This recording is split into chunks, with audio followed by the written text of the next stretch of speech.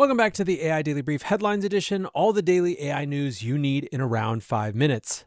We kick off today with some fundraising and business news out of Anthropic. The company is close to finalizing their latest funding round, which could raise more than $20 billion. Reports state that Anthropic has between 10 and 15 billion in firm commitments that could be finalized early next week, including the Singapore Sovereign Wealth Fund and Sequoia making large investments. Anthropic has also recently doubled the size of the round from 10 to 20 billion in response to excessive interest. One investor told the Financial Times that the round was 5 to 6 times oversubscribed before the size increase. In addition to venture capital and sovereign wealth, Microsoft and NVIDIA have also committed to invest a total of 15 billion in the company, which is on top of the 20 billion from investment firms. The round would reportedly value Anthropic at $350 billion, almost a doubling from their Series F, which closed in September. The fundraising frenzy firmly cements Anthropic's momentum. Last year, remember, OpenAI raised 40 billion, anchored by 30 billion from SoftBank, meaning that Anthropic is now neck and neck with those figures. In addition to fundraising news, the information has an update on Anthropic's revenue growth forecasts. They report that Anthropic updated investors in December and hiked forecasts across the board. 2026 revenue is now expected to come in at 18 billion, around a 4x increase from last year's numbers and up 20% from estimates made last summer. In 2027, Anthropic expects to generate 55 billion in revenue. For 2029, their most optimistic forecast calls for 148 billion. That forecast is particularly notable as it's 3 billion more than OpenAI's last forecast, which was made during the summer. OpenAI, of course, may have hiked expectations since then, but still very notable that Anthropic believes they could overtake OpenAI within 3 years. The other big number from the financial update was Anthropic's increasing training costs. They expect to spend 12 billion on training this year, which is a 50% increase from summer projections. Their forecasts also project training costs to exceed 100 billion by 2029. These increased costs push back Anthropic's timeline for profitability by a year, with the company now expecting to flip cash flow positive by 2028.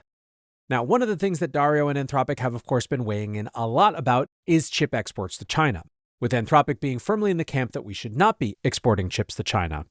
An update on that front as Beijing has approved the first batch of NVIDIA chip imports. Reuters reports that Chinese officials have approved the import of several 100,000 H200s, allowing access to the advanced chips for the first time. Sources said the first batch of approvals were primarily allocated to 3 unnamed tech giants. The Wall Street Journal later named Alibaba and ByteDance as 2 of the 3 receiving approval. Other enterprises are still in the queue awaiting a subsequent round of approvals, presumably including high-flying startups like DeepSeek who may have to wait in line to set up their H200s. Reports stated that Chinese AI firms will be required to support local chip makers as well, using their chips for some training tasks and most AI inference.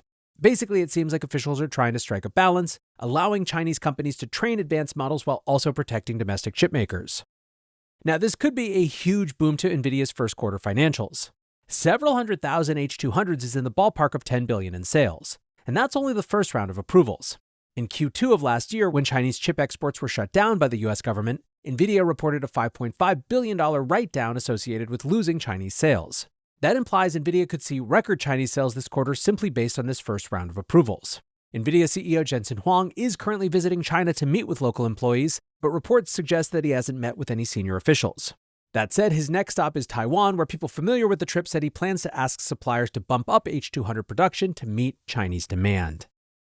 Moving over to the training side of the house, the UK government has expanded their AI training initiative with an ambitious new goal to upskill every worker in the country.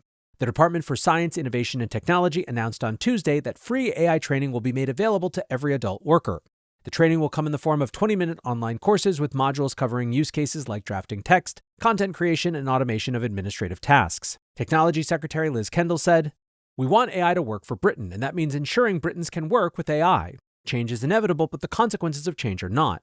We will protect people from the risks of AI while ensuring everyone can share in its benefits." New partners, including Cisco, Cognizant, and the National Health Service, will join existing partners, including Amazon, Google, Microsoft, and Salesforce, in the upskilling initiative. The department claimed this would be the largest targeted training program since the establishment of Open University in the late 1960s, which delivers distance learning for higher education. They said the program had already delivered 1 million courses, and the government would aim to retrain 10 million workers by the end of the decade. Workers that complete the training will be certified with an AI Foundations badge to give employers confidence they have basic AI skills. Now, there is a lot that we could say about this.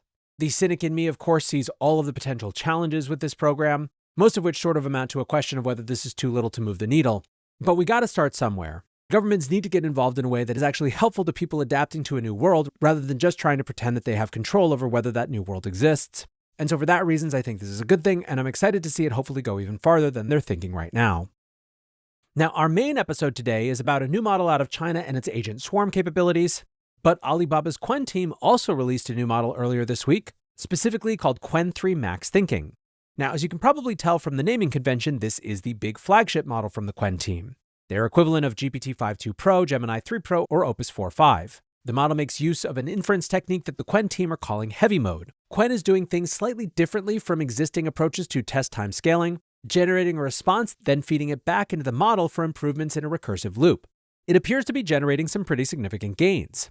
Qwen said that this method improved benchmark scores on GPQA, which is a PhD-level science test, from 90.3% to 92.8%. On Live Codebench, scores jumped from 88% to 91.4%. Overall, the benchmarking looks pretty strong. Now, the cost is a little beefy for a Chinese open source model. Qwen 3 Max Thinking comes in at around the same cost as Claude Haiku 4.5, meaning that it's still much cheaper than models like Gemini 3 Pro or GPT 5.2, but about 10 times more expensive than DeepSeek V3.2. Now, Qwen 3 is already being used by many American companies. Airbnb CEO Brian Chesky, for example, recently said that his company was relying on Qwen 3 as a more affordable alternative to US models, meaning that you got to think that they will be watching this model release closely. Although again, how it stacks up compared to Kimi K2.5, which we will talk about in our main episode, remains to be seen. Lastly today, it's not just the Chinese labs with some interesting new product to show off.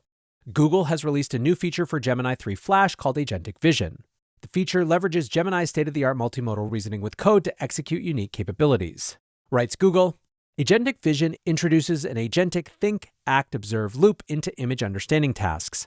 Think, the model analyzes the user query and the initial image, formulating a multi-step plan. Act, the model generates and executes Python code to actively manipulate images, such as cropping, rotating, or annotating, or analyzing them, such as running calculations, counting bounding boxes, etc. Last is observe. The transformed image is appended to the model's context window. This allows the model to inspect the new data with better context before generating a final response. Overall, this promises to improve Gemini's ability to annotate images, perform data visualization tasks, help with basic image analysis. Google said that the loop improves model performance by between 5 and 10% across most vision benchmarks. Still developer experience lead Omar Sansaviero hinted at the most exciting unlock from the new feature. He showed an output of an annotated image of a table containing a spill. Gemini had identified a spill, a piece of cloth, and several other items. The annotations appear to be instructions for a robot to clean up the spill by first clearing away the items in the way, dampening the cloth, and wiping up the spill. The implications, of course, being that this feature could be used to give robots on-the-fly analysis and reasoning ability, allowing them to tackle tasks that they've never seen before. Ultimately, though, as I said, when it comes to new models, the big conversation is around Kimi K2.5.